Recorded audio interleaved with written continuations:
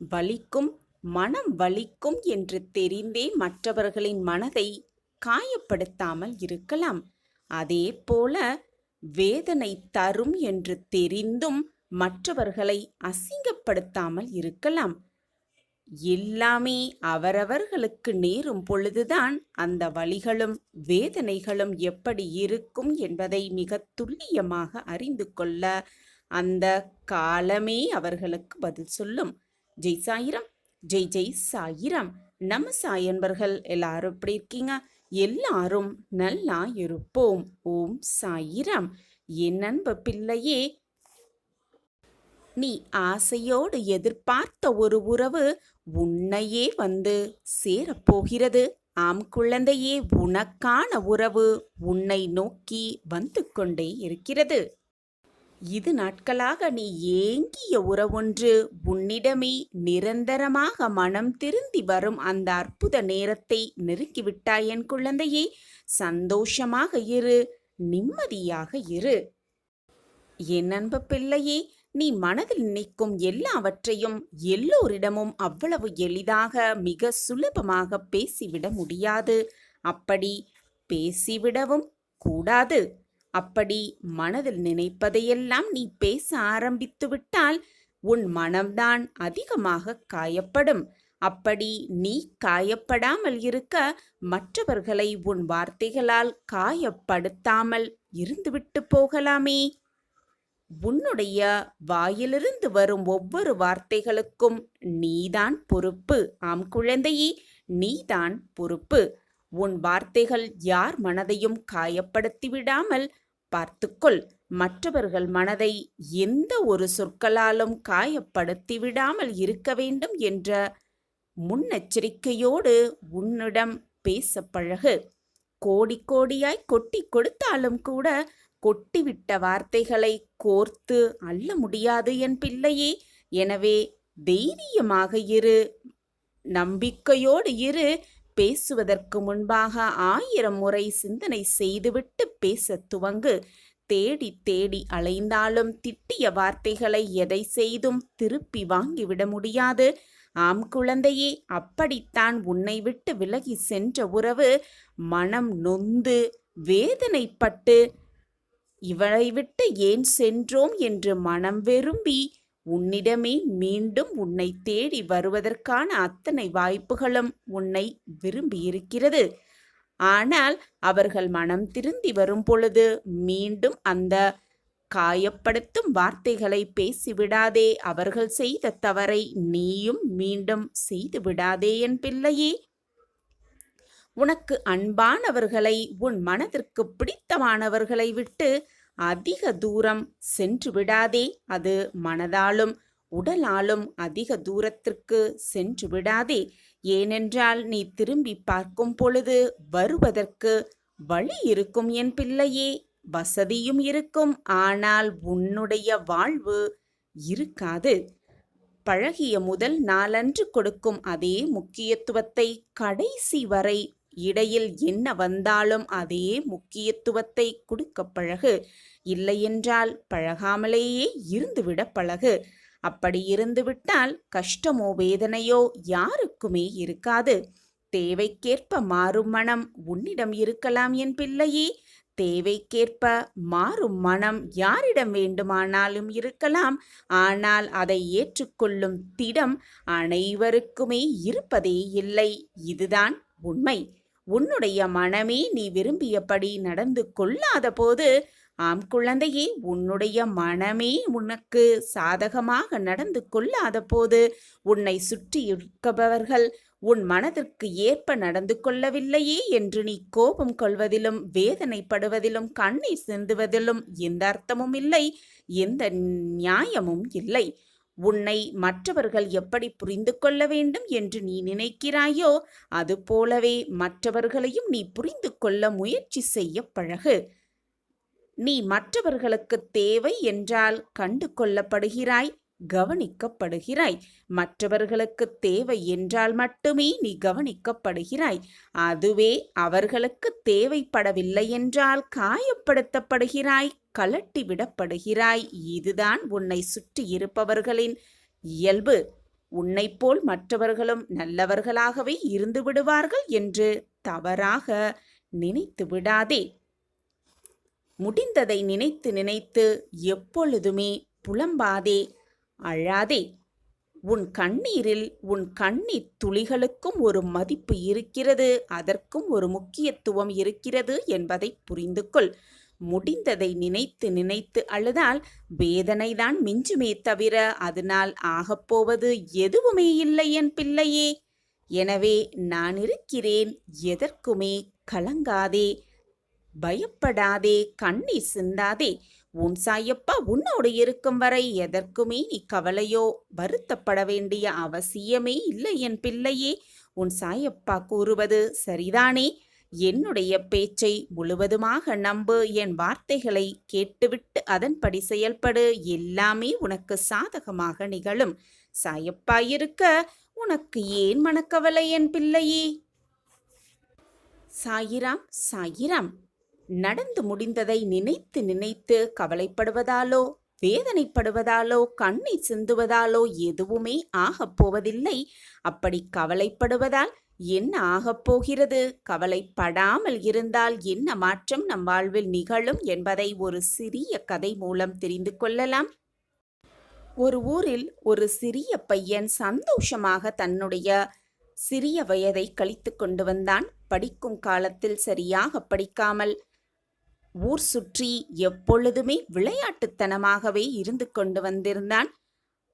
அவன் பெரியவனானதும் அதே ஒரு சுபாவத்தை பெற்றுக்கொண்டு எந்த வேலைக்கும் போகாமல் தன்னுடைய பெற்றோரின் சம்பாத்தியத்திலேயே உட்கார்ந்து சந்தோஷமாக வாழ்ந்து கொண்டிருந்தான்.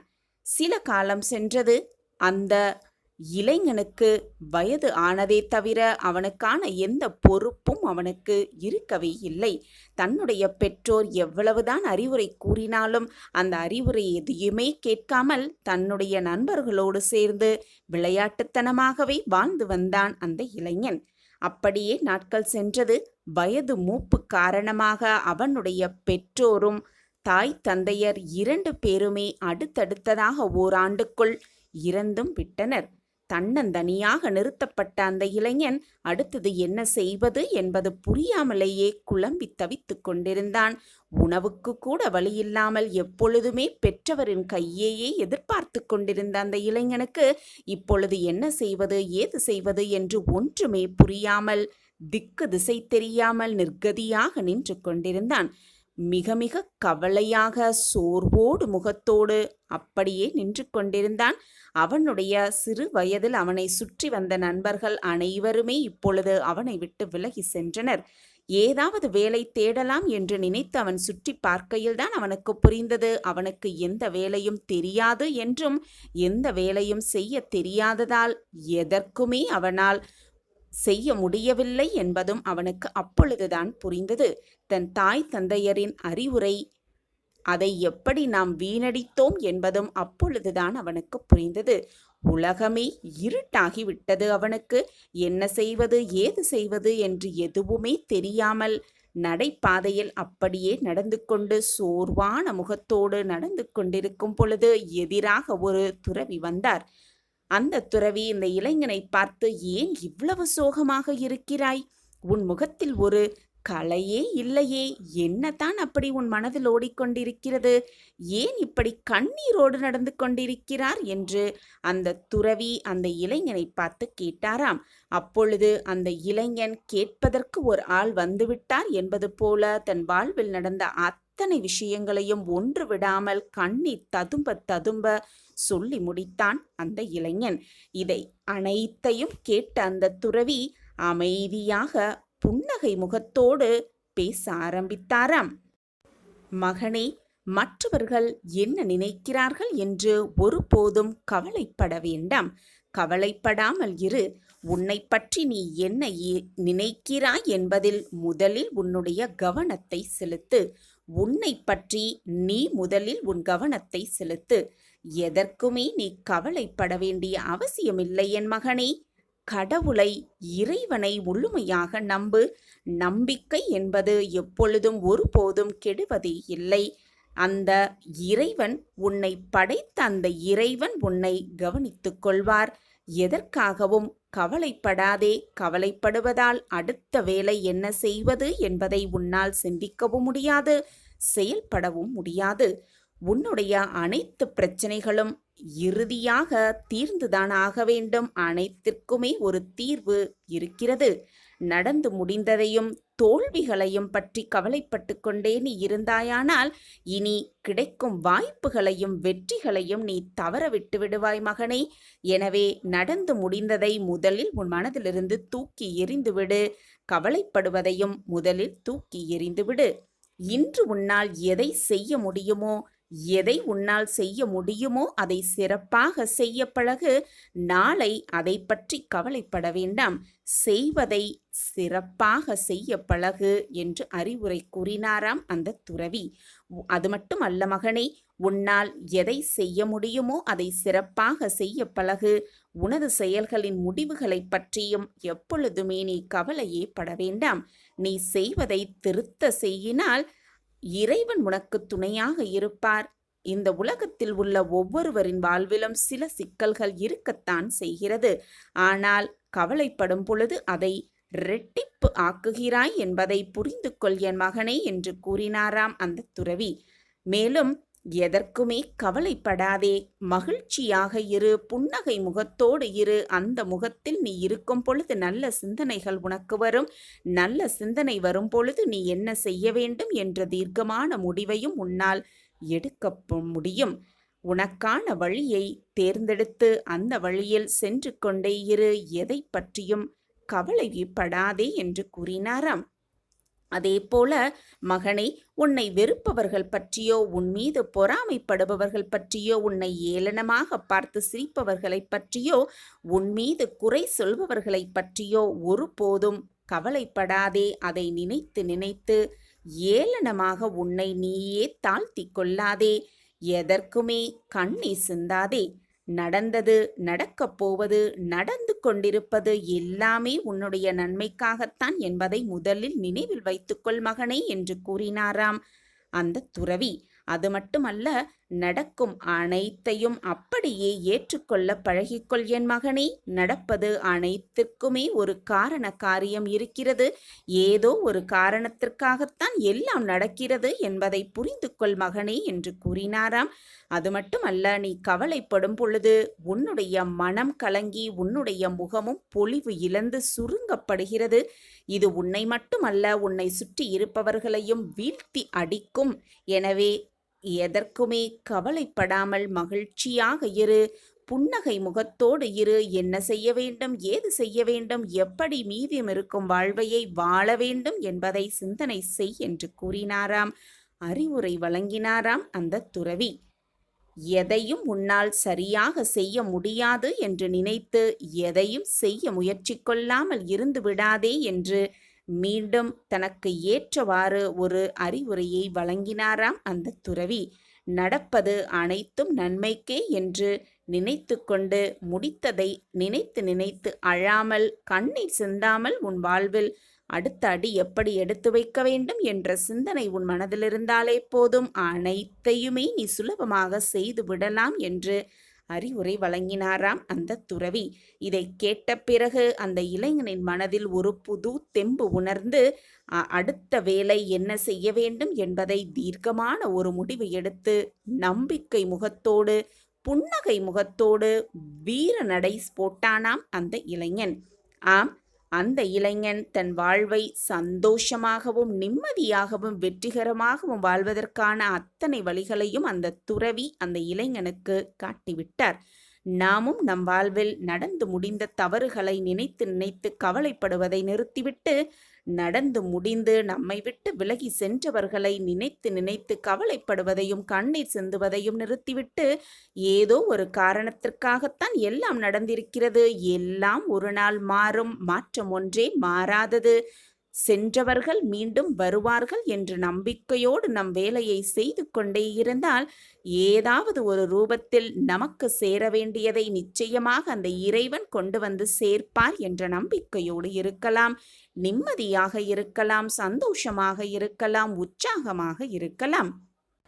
ஓம் சாயிராம். சாயப்பா நம்மோடு இருக்கும் வரை எதற்குமே நாம் பயப்படவோ கவலைப்பட வேண்டிய அவசியமே இல்லை. சாயிராம் சாயிராம்.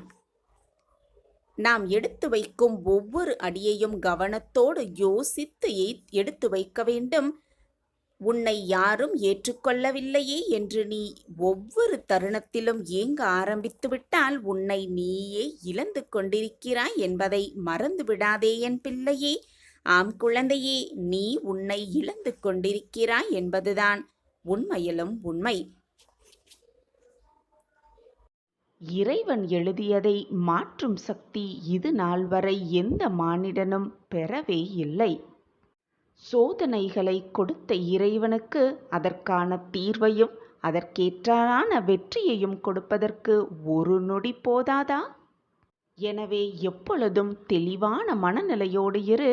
கஷ்டங்கள் வருகிறது என்றால் இன்பங்கள் சூழப்போகிறது என்பதை மனதில் ஆழமாக பதிய வைத்துக்கொண்டு திடமாக இரு. உன்னுடைய முயற்சியை கைவிட்டு விடாமல் இரு. எந்த நேரத்திலும் கவனமாக இரு. எப்பொழுது வேண்டுமானாலும் எந்த நொடி வேண்டுமானாலும் உனக்கான வெற்றியை உனக்கான சந்தோஷத்தை உன் கண்முன் நான் காண்பிப்பேன். நம் வாழ்க்கையில் வேகமாக முன்னேற்றம் இல்லையே என்று வருத்தமே படாதே. பின்னோக்கி செல்லாமல் முன்னேறிக்கொண்டே இருக்கிறோமே என்பதை சந்தோஷமாக ஏற்றுக்கொள். வேகமாக முன்னேறும் காலம் மிக அருகில் வந்து கொண்டே இருக்கிறது. இது உனக்கான நாள்தான். இந்த நாளிலிருந்து உன் வெற்றிகள் ஆரம்பமாகும். எப்பொழுதுமே மனதில் உயர்ந்த நல்ல எண்ணங்களை வளர்த்துக்கொள். உன் எண்ணம் போல் உன் வாழ்வும் சந்தோஷமாகவே அமையும். என்னை முழுவதுமாக நம்பிவிட்டாயல்லவா? அப்படியென்றால் உன் வாழ்வில் நல்லது நடக்கப் போகிறது. நல்லது மட்டுமே சூழப்போகிறது. நல்லது மட்டுமே உன் வாழ்வில் நிரந்தரமாக இருக்கப் போகிறது என்பதுதான் நிச்சயமான உண்மை. நான் உன்னுடன் இருக்கும் பொழுது தேவையில்லாமல் பயமோ குழப்பமோ உனக்கு வேண்டவே வேண்டாம். நீ விரும்பிய வாழ்க்கையை வாழத்தான் போகிறாய். உன்னோடு நான் இருப்பதை உணர்ந்து கொள்ளும் நேரமும் உனக்கு கூடிய விரைவில் வந்துவிடும். நான் இருக்கும் வரை நீ எதற்குமே கலங்க வேண்டிய அவசியமே இல்லை. ஏனென்றால் நான் தான் உன்னோடு இருந்து கொண்டே இருக்கிறேனே. நான் உன்னுள்ளேயே இருந்து கொண்டிருக்கும் பொழுது உன் மனதில் தான் ஏன் இத்தனை பயமும் போராட்டமும்? வாழ்க்கையில் கஷ்டங்கள் வலிமையானதுதான். ஆனால் அதைவிட மிக மிக வலிமையானது நீ வாழும் வாழ்க்கை என்பதை தீர்க்கமாக நம்பு. ஆசையில்லாத முயற்சியால் பயனே இல்லை. முயற்சியில்லாத ஆசையால் பயனும் இல்லை. எனவே முயன்று கொண்டே இரு. ஓடிக்கொண்டே இரு. போராடிக்கொண்டே இரு. உனக்கான வெற்றி உன்னை வந்து சேரும். எந்த ஒரு சூழ்நிலையாக இருந்தாலும் பொறுமையாக இரு. பொறுமையாக இரு என்று நான் மீண்டும் மீண்டும் உனக்கு வலியுறுத்தி கொண்டே இருக்கிறேனே. எதற்காக தெரியுமா பிள்ளையே? எதற்குமே பயப்படாதே. அது மண்ணில் விழுந்த விதையின் குணம். அந்த குணம்தான் உன்னில் இருக்கிறது. அதனால்தான் எந்த சூழ்நிலையிலும் நீ பொறுமையை கடைப்பிடித்து கொண்டே இருக்கிறாய். அதற்காக நீ கவலைப்பட வேண்டிய அவசியமே இல்லை. பொறுமை, விட்டு கொடுத்தல் இரண்டும் மிக மிக முக்கியம் மனித வாழ்க்கையில். ஆனால் இவை இரண்டும் எல்லைகள் உண்டு. ஆனால் அன்புக்கு மட்டுமே என்றுமே எப்பொழுதுமே எல்லையே இல்லை. எனவே மற்றவர்கள் மீது அன்பு செலுத்து. உனக்கான மகிழ்ச்சி, அன்பு எல்லாமே உன்னை தேடி வரும் சர்வ நிச்சயமாக. உன்னுடைய தேவைகளையும் எதிர்பார்ப்புகளையும் எவ்வளவுக்கு எவ்வளவு நீ குறைத்து கொள்கிறாயோ அவ்வளவுக்கு அவ்வளவு மன நிம்மதி உனக்கு கிடைக்கும். என் அன்பு குழந்தையே, உன் வேண்டுதலுக்கு உன் அப்பா செவிசாய்த்து விட்டேன். உன் கடினமான காத்திருப்புக்கு நீ விரும்பிய பரிசு இதோ மகிழ்ச்சியாக பெற்றுக்கொள் என் கைகளிலிருந்து. குழந்தையே, நீ சக மனிதர்களிடம் எப்பொழுதுமே அன்பாக பழகு. அவர்களுக்கு கஷ்டம் வரும்பொழுது ஆறுதல் அளிக்கக்கூடிய விதத்தில் பழகு. காலத்தோடு ஒன்றி பழகு. உன்னால் யாருக்கும் சிரமம் ஏற்படாதவாறு பழகு. அதேபோல் உன்னுடைய வார்த்தையில் எப்பொழுதுமே அமைதி இருக்க வேண்டும். குழந்தையே, அனைத்துமே நானாக நீ எண்ணிக்கொண்டிருக்கையில் சதா சர்வகாலமும் சாயி சாயி சாயி என்று நீ சொல்லிக்கொண்டே இருக்கும் பொழுது உன்னை விட்டு போக எனக்கு எப்படி மனம் வரும் குழந்தையே? உன் மனதில் பலவிதமான பிரச்சனைகளை சுமந்து கொண்டிருக்கிறாய். பல சோகங்களை சுமந்து கொண்டும் இருக்கிறாய். உன்னை எனக்கு நன்றாகவே தெரியும். உன் நிலைமை எனக்கு தெரியாதா என்ன? இதுவும் கடந்து போகும் என் குழந்தையே. இந்த நொடியும் கடந்து போகும். பொறுமையாக இரு, பொறுத்திருந்து பார். எல்லாம் உன் வாழ்வில் நல்ல விதமாக நடக்கும்படி நான் மாற்றி காட்டுகிறேன் அனைத்தையும். உனக்கு நேரம் மிக நன்றாகவே இருக்கிறது. அதிர்ஷ்டம் உன் பக்கம்தான் இருக்கிறது. அதிர்ஷ்ட காற்று உன் பக்கம்தான் வீசப் போகிறது. இனி வரப்போகும் நாட்கள் உன் வாழ்க்கையில் பிரகாசமான எதிர்காலம் பிரகாசமாகவே ஜொலிக்கப் போகிறது. மிக பிரம்மாண்டமான வாழ்க்கையை நிச்சயமாக வாழத்தான் போகிறாய்.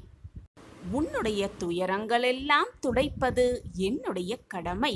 உன் துயரங்களையெல்லாம் துடைத்து நல்ல செய்தி, மகிழ்ச்சியான செய்தியை உன்னிடம் சேர்ப்பது உன் சாயப்பாவின் கடமை. என்ன நடந்தாலும் என்னதான் நிகழ்ந்தாலும் நம்பிக்கையை மட்டும் எப்பொழுதும் கைவிட்டு விடாதே. நம்பிக்கையை மட்டும் இழந்து விடாதே. நீ வேண்டிய அனைத்தையும் நிச்சயமாக நான் உனக்கு நிறைவேற்றி தருவேன். உனக்கு என்ன வேண்டும், எதை கொடுத்தால் நீ மகிழ்வாய் என்பது உன்னை தவிர உன் சாயப்பாவிற்கு நன்றாகவே தெரியும். உன் வாழ்விற்கு என்ன தேவை என்பதை நீ என்னிடம் பிரார்த்தனையாக வைக்கிறாய். ஆனால் உன் வாழ்விற்கு எது தேவை என்பதை நான் பார்த்து பார்த்து உனக்கு செய்து கொண்டே இருப்பேன். எப்பொழுதும் என்னாலும் எல்லா நொடியும். என்னுடைய பொக்கிஷத்தை, என் பிள்ளைகளாக உங்களை நான் கவலைப்பட்டு கொண்டே இருக்க விட்டு விடுவேனா? நம்பிக்கையாக இரு. உன் அப்பா மீது முழுமையாக நம்பிக்கை இருக்கும் பட்சத்தில் எதற்குமே நீ பயப்பட வேண்டிய அவசியமே இல்லை. சந்தேகம் இல்லாமல், எந்த ஒரு கேள்வியுமே இல்லாமல் நமக்கு எது நல்லது, நம் வாழ்க்கைக்கு எது நல்லது என்பதோ அது நிச்சயமாக நம்மிடம் வந்து சேரும். நம்மிடம் வந்து சேர்ப்பார் என்ற நம்பிக்கையை உன் மனதில் தீர்க்கமாக வளர்த்துக்கொள். தீர்க்கமாகவே பதிய வைத்துக்கொள். எப்பொழுதுமே நேர்மறை எண்ணத்தோடு இரு. எதிர்மறையான எண்ணங்கள் வேண்டவே வேண்டாம். உலக நடப்பை நினைத்துப்பார். உலக நன்மையை நினைத்துப்பார். அனைவரையும் சிந்தித்துப்பார். நேர்மறை எண்ணம் யாரிடம் இருக்கிறதோ, நேர்மறை எண்ணத்தோடு யார் வாழ்கிறார்களோ அவர்கள் நிச்சயமாக வாழ்வில் ஜெயித்து கொண்டே இருக்கிறார்கள். இனி எப்பொழுதும் வாழ்க்கையில் ஜெயித்து கொண்டுதான் இருப்பார்கள். அதைதான் உன்னையும் பின்பற்ற சொல்கிறேன். உன்னுடைய துக்கமான நாட்களிலும் மன போராட்டமான நாட்களிலும் கூட மனதில் நம்பிக்கையோடு, முகத்தில் ஒரு விதமான புன்னகையோடு உன் நாட்களை கடந்து பார். உன்னுடைய தடைகள் அனைத்துமே வெற்றி படிகட்டுகளாக மாறும். நான் மாற்றி அமைப்பேன். ஆம் குழந்தையே, உன்னை மாற்றிக்கொள். உன் மனதை மாற்றிக்கொள். உன் வாழ்வை மாற்றிக்கொள். நிச்சயமாக மாற்றிக்கொள். மாற்றம் உன்னை தேடி வரும் சர்வ நிச்சயமாக. ஏனென்றால் உனக்கு நேரம் மிக நன்றாகவே கூடியிருக்கிறது. நேரம் நன்றாகவே இருக்கிறது. நினைத்து பார்க்க முடியாத அதிசயம் உன் வீட்டிலும் உன் வாழ்விலும் நடக்கத்தான் போகிறது. அதற்கு உன் சாயப்பா நானே பொறுப்பு. உன் சாயப்பா கூறுவதை நன்றாக செவித்து கொடுத்து கேள். அதை பின்பற்றுவது சற்று கடினமான காரியம்தான். ஆனால் பின்பற்றி பார்க்கலாம் தானே? நம்பிக்கையோடு, போராட்டமான எண்ணத்தோடு பின்பற்றிப்பார். நீ தொட்டது எல்லாமே உனக்கு வெற்றிகரமாகவே நடக்கும். வெற்றியாகவே முடியும்.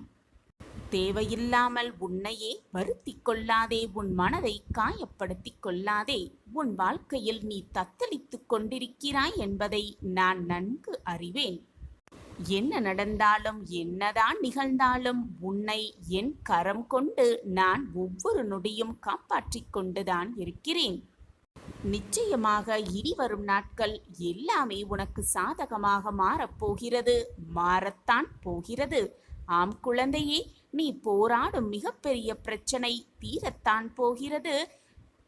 நீ நினைத்து கூட பார்க்க முடியாத அதிசயம் உன் வீட்டில் நடக்கத்தான் போகிறது. உனக்கு நேரம் மிக நன்றாகவே இருக்கிறது. நான் இருக்கிறேன்.